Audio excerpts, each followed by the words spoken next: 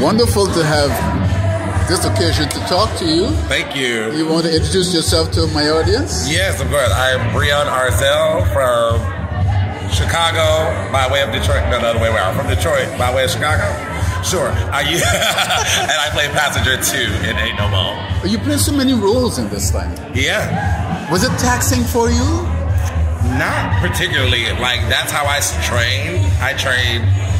I'm a character actor. That's what I do. That's what I love to do. I love to play. Give me more characters in a show because I like doing the vocal and the physical gymnastics of it all, of like jumping from character to character.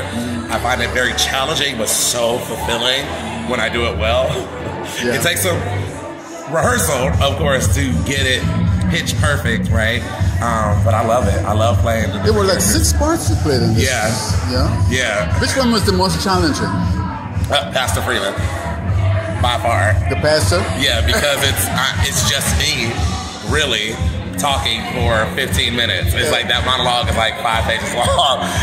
So that one is difficult because not just the text, but how to take care of myself during that, because it's all at the top. And I still have 5 other characters to play after that. Right. Like the text in that one scene is more than some actors do in a whole show. Who did you take in trying to portray as the pastor? Who did you have in mind? But you know what's funny is that, like, when I know Lillian Brown, the director, I know her personally, and when she had this, she said, you need to be in this and you need to play this part. And I was like, okay. And I read that part, I was like, oh, that's why you said that. Absolutely, yes, because this is me. I grew up on Coming to America.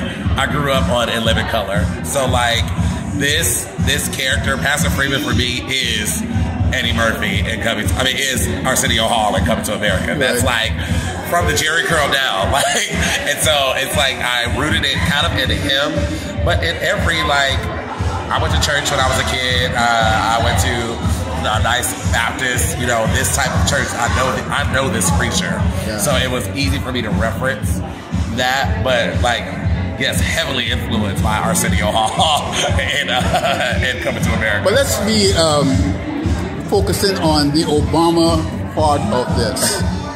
Talk to me about that.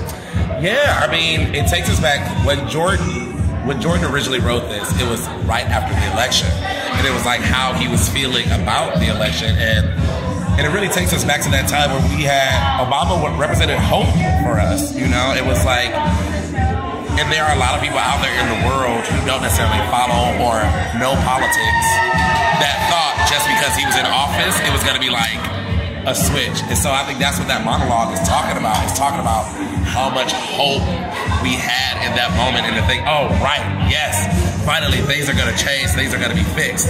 Not knowing that there's a whole system and machine that's existed for hundreds of years before he even got to that step. So it wasn't going to change overnight. But it was just that belief and that hope that a lot of Black Americans had that it was. Now, outside of the play, do you get feedback about the way you played that role? Not really. The only feedback I've gotten has been like, I know him, or I know that pastor. Like, yes, and people have always said like how charged that opening monologue is, and it really sets up the rest of the show, and it's a way to like decolonize theater, because we feel in theater we feel like we have to be in the theater, we have to sit, we have to be quiet, we have to like muffle our laughing. But that opening monologue is like, it gives you permission. It says, laugh, scream, talk back to me. I see you. You're right there. This is not a TV. So let's be in this room together.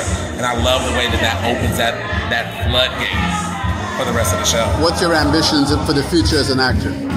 As an actor, television and film. I'm already like on that track now. I'm a recurring character on Southside with HBO Max. That's all about the South Side of Chicago. I love comedy. Like the ultimate dream is like to be on a sitcom. Stand-up comedy? Not really. Not really. All my friends say I need to do it, but I'm always like, it terrifies me. And like you hear about like these comedic greats that started that way, like Eddie Murphy, like Jim Carrey, like Robin. All these people started in stand-up, and they also always talk about how much they failed in the beginning. And I'm like, but no, I like character.